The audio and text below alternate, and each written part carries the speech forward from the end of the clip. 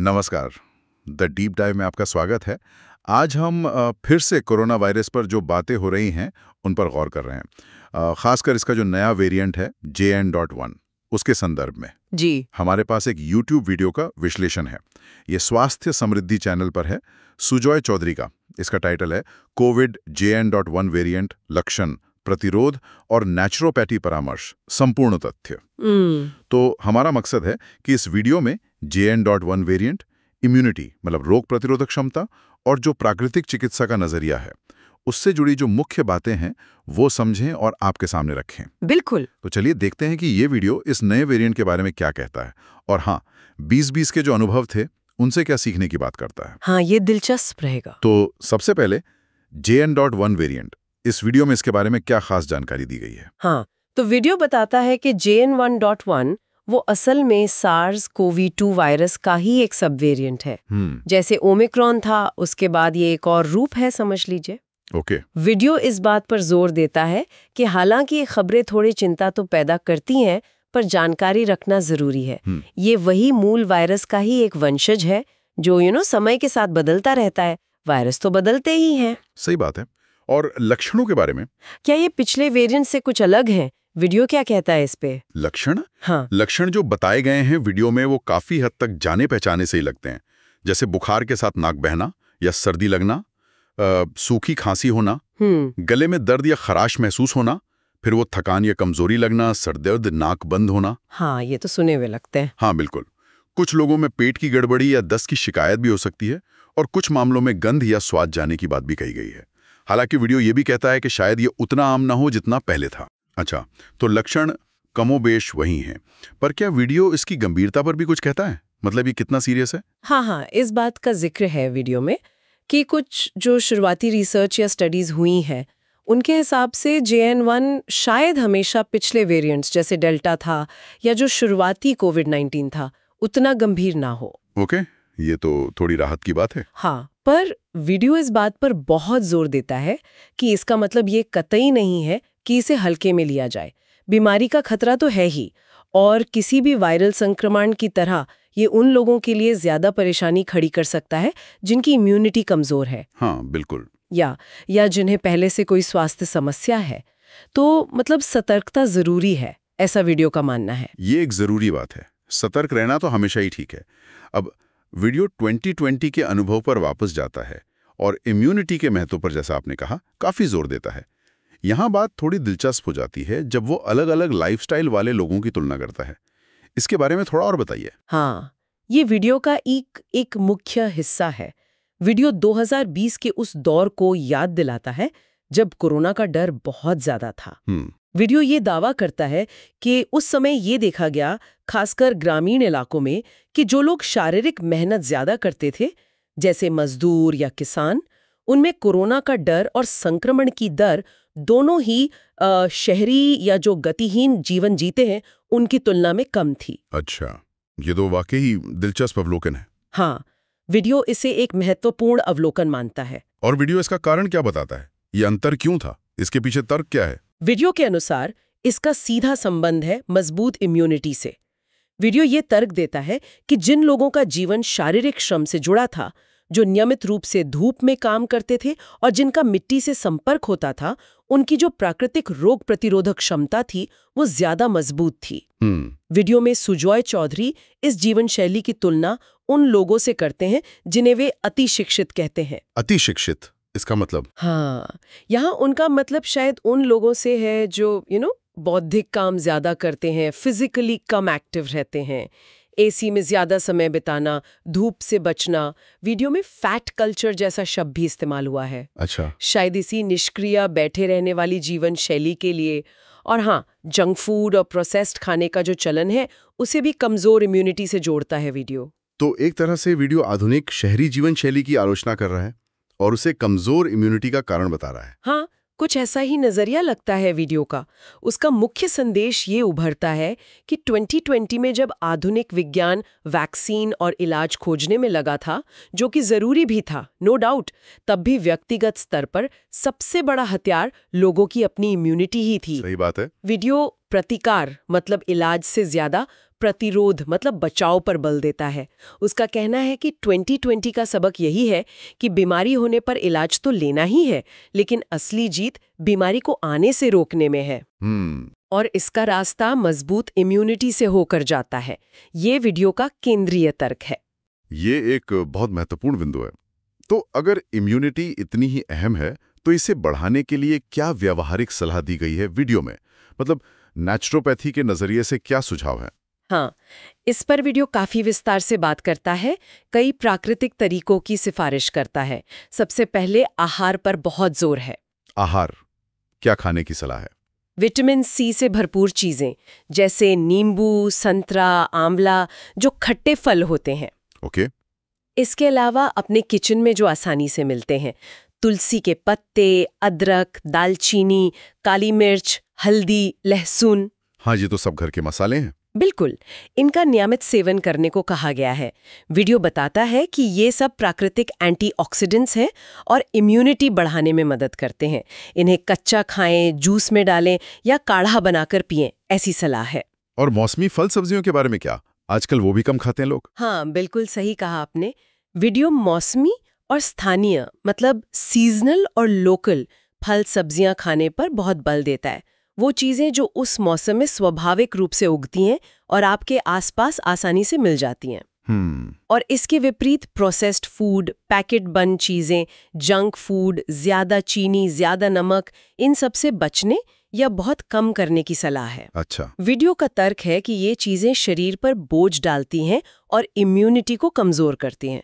मतलब जितना प्राकृतिक और सादा भोजन हो उतना बेहतर। ठीक है। आहार के अलावा जीवन शैली, क्योंकि वीडियो ने पहले लाइफस्टाइल पर काफी जोर दिया था। हाँ, जीवन शैली पर भी कई सुझाव हैं। नियमित रूप से योग और प्राणायाम करने की सलाह है। योग और प्राणायाम? जी, वीडियो कहता है कि ये न सिर्फ शरीर को लचीला बनाते हैं बल्कि श्वसन प्रणाली को मजबूत करते हैं और तनाव कम करके इम्यूनिटी बढ़ाते हैं। तनाव का इम्यूनिटी से गहरा संबंध है। इससे पसीना निकले। पसीना निकलना जरूरी है। हाँ, वीडियो का मानना है कि पसीना निकलना शरीर की सफाई के लिए जरूरी है और इससे इम्यूनिटी एक्टिवेट होती है, सक्रिय होती है। और धूप का भी जिक्र था पहले, है ना? आजकल तो लोग धूप से बचते बहुत हैं। हाँ, बिल्कुल। वीडियो धूप के महत्व पर काफी जोर देता है। रोजाना कम से कम आधा घंटा धूप में बिताने की सलाह है, खासकर सुबह की धूप। आधा घंटा, ठीक है। हाँ, वीडियो बताता है कि ये विटामिन डी का सबसे अच्छा प्राकृतिक स्रोत है और विटामिन डी इम्यूनिटी के लिए बहुत जरूरी है। वीडियो एक तरह से प्रकृति के नियमों की ओर लौटने की बात करता है। धूप, हवा, मिट्टी के संपर्क में रहना, जो आधुनिक जीवन में कम हो गया है। सही कहा। शारीरिक स्वास्थ्य के साथ साथ क्या मानसिक स्वास्थ्य पर भी कोई बात कही गई है? क्योंकि 2020 में डर और तनाव का माहौल तो बहुत था। हाँ, मानसिक स्वास्थ्य को भी वीडियो ने अहम माना है। तनाव प्रबंधन मतलब स्ट्रेस मैनेजमेंट पर बहुत जोर दिया गया है। ओके। वीडियो का कहना है कि अत्यधिक तनाव या चिंता हमारी इम्यूनिटी को बहुत बुरी तरह प्रभावित करती है, उसे कमजोर करती है। इसलिए बेवजह के डर से बचने और शांत रहने की सलाह दी गई है। अपने काम पर, अपने कर्तव्यों पर ध्यान केंद्रित करने की बात कही गई है ताकि मन नकारात्मक विचारों से दूर रहे। ये भी जरूरी है। एक और दिलचस्प बात थी, उपवास यानी फास्टिंग का जिक्र। आजकल इंटरमिटेंट फास्टिंग काफी चर्चा में है। हाँ, सही कहा आपने। वीडियो उपवास को भी इम्यूनिटी बढ़ाने का एक कारगर तरीका बताता है। इसमें इंटरमिटेंट फास्टिंग का भी जिक्र है, जिसका एक सरल रूप वीडियो ये बताता है कि रात का खाना जल्दी खा लिया जाए और देर रात खाने से बचा जाए। अच्छा, डिनर जल्दी करना। हाँ, वीडियो का मानना है कि जब हम पेट को कुछ घंटों का आराम देते हैं तो शरीर अपनी मरम्मत और सफाई मतलब डिटॉक्सिफिकेशन पर ध्यान केंद्रित कर पाता है, जिससे इम्यूनिटी मजबूत होती है। वीडियो ये भी कहता है कि व्यक्ति अपनी सुविधानुसार रास्ता चुन सकता है, लेकिन शरीर को आराम देना और इम्यूनिटी के बारे में सोचना जरूरी है।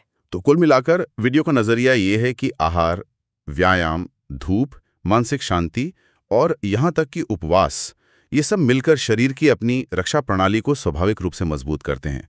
ये एक समग्र दृष्टिकोण लगता है। बिल्कुल, वीडियो का पूरा जोर इसी हॉलिस्टिक या समग्र नजरिए पर है। ये सिर्फ एक गोली या टीके की बात नहीं कर रहा, बल्कि एक जीवन शैली की बात कर रहा है जो हमें अंदर से मजबूत बनाए। ये हमें वापस वीडियो के उस मूल विचार पर ले आता है, बचाव पर ज्यादा जोर, इलाज के बजाय। वो प्रतिरोध बनाम प्रतिकार वाली बात, इस दर्शन को वीडियो और कैसे समझाता है? इसका मतलब क्या है असल में? वीडियो इस अंतर को बहुत स्पष्ट करता है। उसका कहना है कि आधुनिक चिकित्सा अपनी जगह बहुत महत्वपूर्ण है। वो बीमारियों से लड़ने के लिए वैक्सीन और दवाएं विकसित करती है और जरूरत पड़ने पर हमें उनका सहारा लेना ही चाहिए। इसमें कोई दो राय नहीं है। हाँ, बिल्कुल।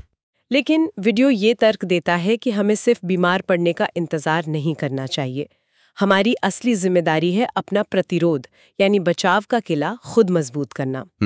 वीडियो का मानना है कि हमारी आधुनिक जीवन शैली, जिसमें शारीरिक निष्क्रियता है, गलत खानपान है, प्रकृति से दूरी है, तनाव है, इसने हमें वायरसों और दूसरी बीमारियों के प्रति ज्यादा संवेदनशील, ज्यादा वल्नरेबल बना दिया है। अच्छा। वीडियो कहता है कि वायरस तो पहले भी थे, लेकिन शायद वे इतनी आसानी से महामारी का रूप इसलिए नहीं लेते थे क्योंकि लोगों की जीवन शैली और इम्यूनिटी ज्यादा मजबूत थी। तो वीडियो के अनुसार ये सिर्फ JN1 या कोरोना की बात नहीं है, ये एक बड़ी तस्वीर का हिस्सा है। हाँ बिल्कुल, अगर हम इसे बड़ी तस्वीर से जोड़ें तो वीडियो एक तरह से प्रोएक्टिव हेल्थ मैनेजमेंट की वकालत कर रहा है। प्रोएक्टिव हेल्थ मैनेजमेंट मतलब पहले से तैयारी रखना। जी, ये कह रहा है कि इम्यूनिटी कोई ऐसी चीज नहीं है जिसे आपने एक बार बूस्ट कर लिया और काम खत्म हो गया। इसे लगातार बनाए रखना पड़ता है। इसे रोजाना की अच्छी आदतों से जगाए रखना पड़ता है। सही खाना, नियमित योग व्यायाम, पर्याप्त नींद, धूप लेना, तनाव कम रखना। हाँ, ये एक सतत प्रक्रिया है। बिल्कुल, ये एक सतत प्रक्रिया है। इसका मतलब है कि डर कर बैठने की बजाय अपनी रोग प्रतिरोधक क्षमता को बनाने और बनाए रखने पर ध्यान देना चाहिए। ये है वीडियो का संदेश। एकदम सही। वीडियो साफ कहता है कि डरना कोई समाधान नहीं है। सरकारी दिशा निर्देशों का पालन करना अपनी जगह जरूरी है। जैसे कि अगर मास्क पहनने की सलाह दी जाती है या भीड़ से बचने की, तो उसे मानना चाहिए। हाँ, वो तो है ही। लेकिन आपकी व्यक्तिगत इम्यूनिटी कोई और नहीं बना सकता। वो जिम्मेदारी आपकी अपनी है। वीडियो ये उम्मीद जगाता है कि अगर आपकी इम्यूनिटी मजबूत है तो कोई भी वायरस, चाहे वो JN.1 हो या भविष्य में आने वाला कोई और, आपके शरीर को आसानी से काबू नहीं कर पाएगा। काबू नहीं कर पाएगा। हो सकता है संक्रमण हो भी जाए, लेकिन वो शायद गंभीर रूप न ले। बीमारी होने पर इलाज मौजूद है, लेकिन पहली कोशिश हमेशा प्रतिरोध यानी बचाव की होनी चाहिए। ऐसा वीडियो का मानना है। ये सुनने में एक तरह से व्यक्तिगत सशक्तिकरण जैसा लगता है, मतलब अपनी सेहत की बागडोर काफी हद तक अपने हाथों में लेना। हाँ बिल्कुल, वीडियो का अंतिम संदेश यही है। प्रतिरोध सबसे बड़ी चीज है और ये हमें खुद बनाना होगा। आज कोरोना का एक वेरिएंट है, कल कुछ और हो सकता है। सही बात है। वीडियो का नजरिया है कि हमें हमेशा डर के साए में जीने की बजाय इन चुनौतियों का सामना करने के लिए खुद को तैयार करना चाहिए। और इस तैयारी का सबसे बड़ा हथियार हमारी अपनी रोग प्रतिरोधक क्षमता, हमारी इम्यूनिटी है, जिससे हमें अपनी जीवन शैली से सींचना होगा। तो संक्षेप में देखें तो इस YouTube वीडियो के विश्लेषण से हमने JN1 के बताए गए लक्षणों को समझा।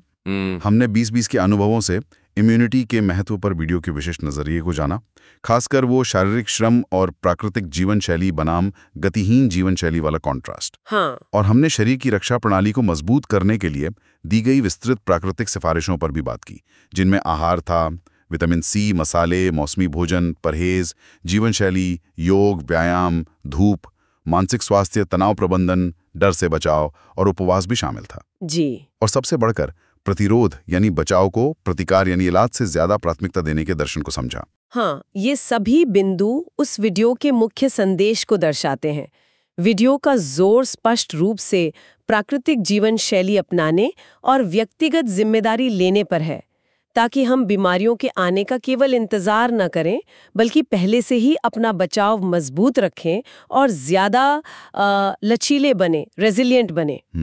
और ये वीडियो बचाव, जिसे जीवन शैली से बनाया जाता है, और इलाज, जो बीमारी होने पर किया जाता है, के बीच एक बहुत ही साफ लकीर खींचता है। यहीं पर एक महत्वपूर्ण सवाल उठता है, जिस पर शायद हम सबको विचार करना चाहिए। हाँ। न केवल इस खास वायरस के संदर्भ में, बल्कि भविष्य की तमाम स्वास्थ्य चुनौतियों का सामना करने के लिए इन दोनों में से कौन सा दृष्टिकोण ज्यादा स्थायी और दीर्घकालिक महत्व रखता है, बचाव या इलाज? हाँ, हम कितना ध्यान केवल प्रतिक्रियात्मक उपायों पर देते हैं, मतलब समस्या आने पर, समाधान खोजने पर, और कितना ध्यान हम सक्रिय रूप से अपनी क्षमता, अपनी सेहत, अपने लचीलेपन को बनाने पर केंद्रित करते हैं।